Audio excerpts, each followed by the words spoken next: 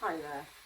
This week I'm canning up some of our buffalo mince, or ground beef as they call it elsewhere, but we call it minced. It's actually minced up meat, and I'm going to be canning a load of it up. I've got, what have I got here, about 8-9 pound of it in weight. We just had one of our buffaloes back from the butcher. We haven't really got the freezer space to freeze anymore. We've made up all the meat boxes. They're all being delivered and collected, etc. over the next few days. So I have to do something with the rest of the meat. So I'm making a start on it now. And I'm going to be canning it up. I'm doing it plain. I'm not adding any flavourings to it. It is just going to be plain meat, so then I can use it in other recipes without having to think what's already added to it.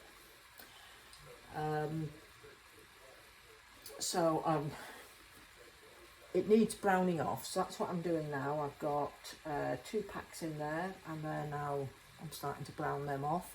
Once they're done, I'm going to just move them into a oven-proof dish. I'll pop them in the oven to keep warm while I work through the rest of it.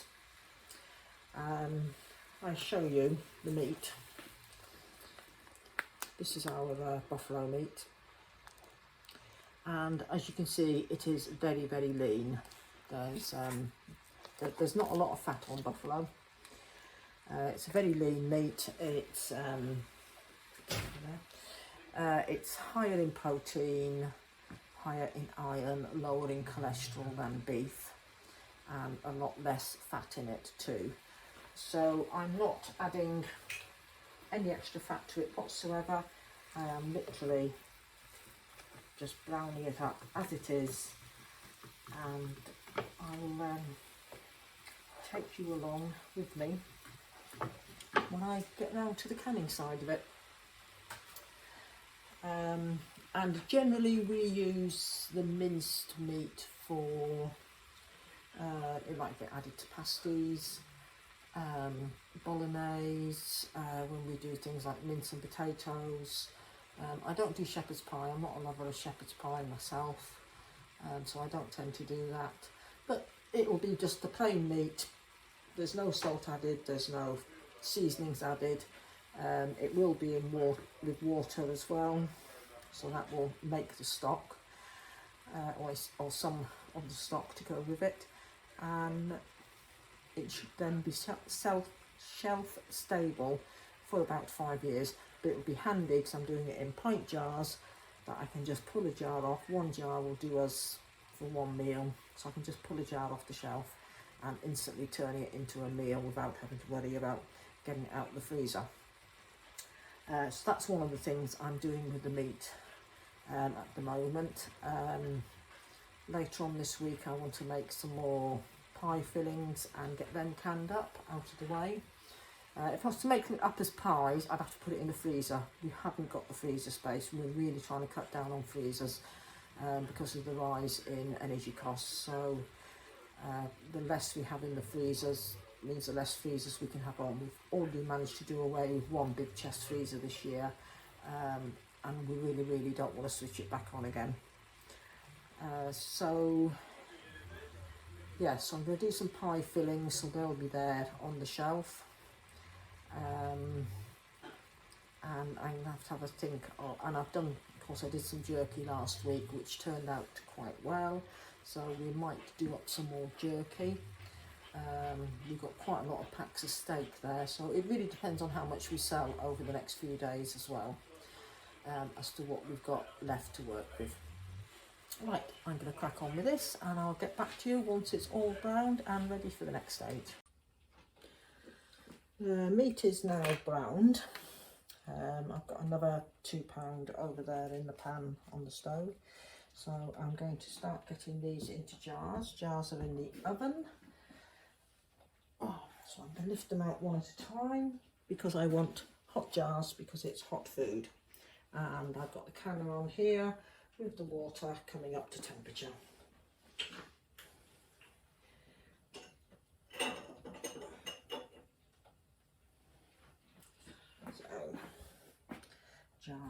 one.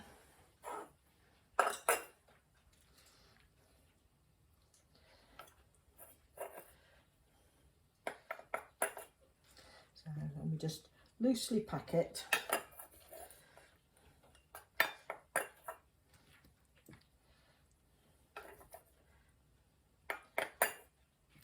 Leaving a 1-inch headspace.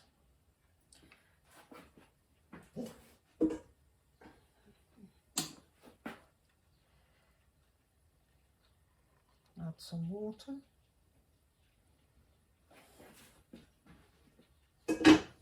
Boiling water, I might add.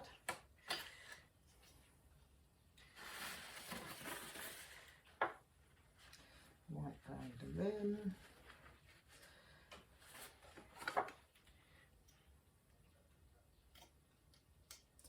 Two lids there, no, one. Lid on. Ring on. And into the canner.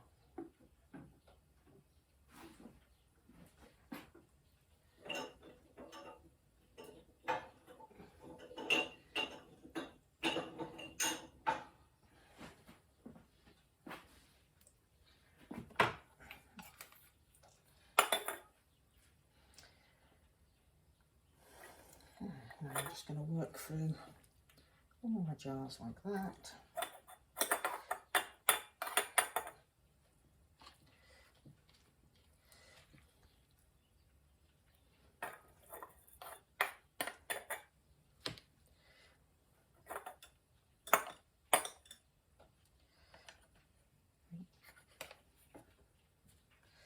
Get down.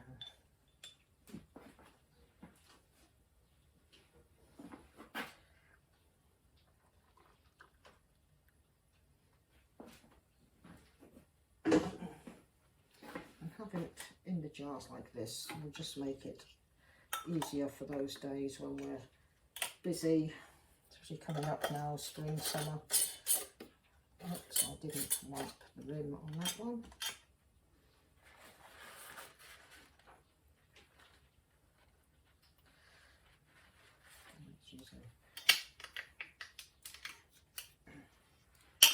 To one side. And oh, the other thing you want to do as well is check you've got no air bubbles, which I forgot to do on the first jar.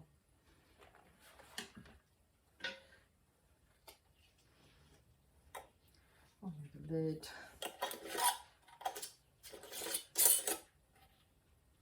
On the ring. Finger tight, you don't need them any tighter. Into the canner. And we'll get another jar out.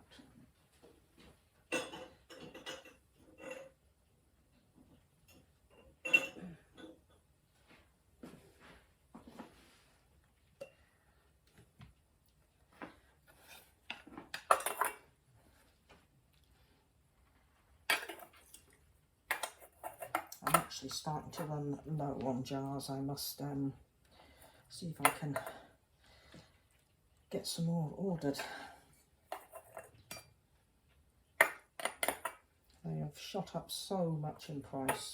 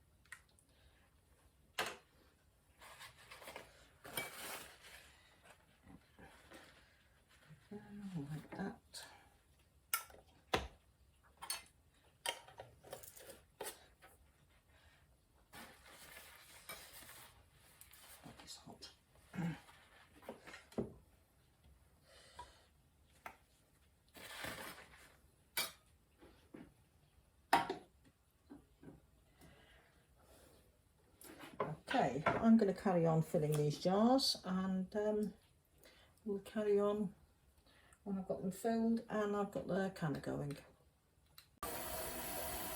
Right, the pressure canner's been venting for 10 minutes, so I'm just about to put the weight on. £10 of weight, and that will be 75 minutes of cooking. So once it's reached up, once this starts jiggling and my little dial there gets up to 10, then I know that it's time to start timing it for 75 minutes.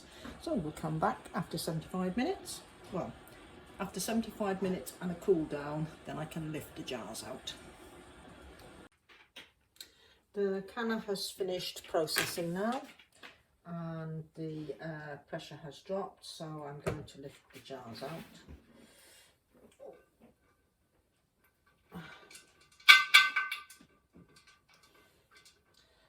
It is still extremely hot, so you do have to be careful.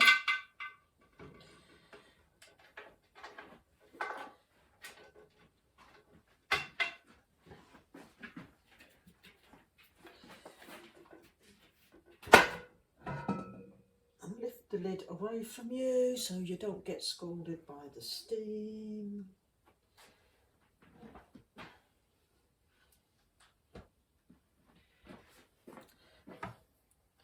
Now you'll notice I have got some wide mouth jars here.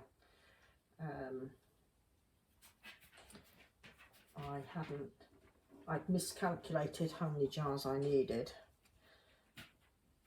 when I was filling them, and was 4 jars short. So I had 3 empty wide mouth jars on hand.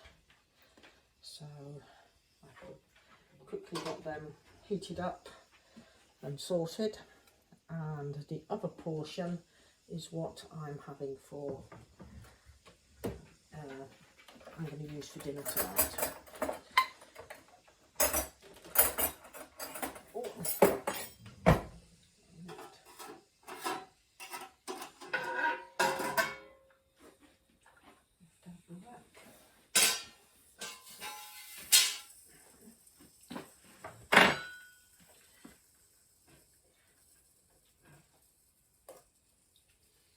Still all bubbling away inside, which is good.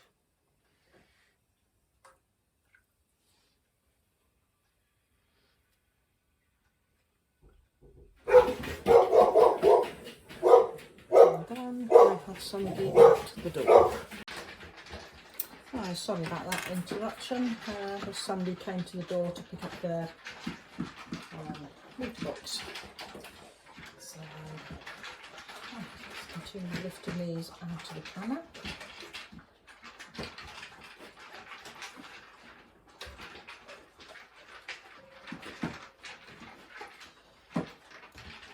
We've got lots of meat boxes made up and ready for customers to come, buffalo meat boxes that is. So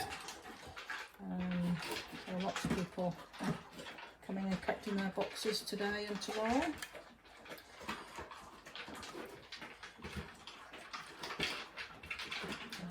Yes, as I was saying, I had to use 3 wide mouth jars. This evening my little job will be, move them over a bit so they're not sitting right on the edge. My little job will be to find some more jars and get those ordered. Yeah, so that's it. We've got 3, 6, 9, 11 pints of minced buffalo meat. All cooked and prepared, ready for future meals. So that's quite nice. Right, that's the job done. We just leave them overnight now to cool down. I won't touch them at all. I don't know if you can see, but they are actually still bubbling away. So I don't know if you can see that on camera, but yes, there's a lot of heat still in there. Yeah, so they'll be left overnight cool down completely, and then tomorrow I'll take the rings off and I will wipe the jars down and label them and date them. So some of the jars have already sealed. I did hear them popping. That's another little job done. So thank you very much for watching, and don't forget to hit subscribe so you can keep up with any other things that are going on here at Stickleton Smallholding.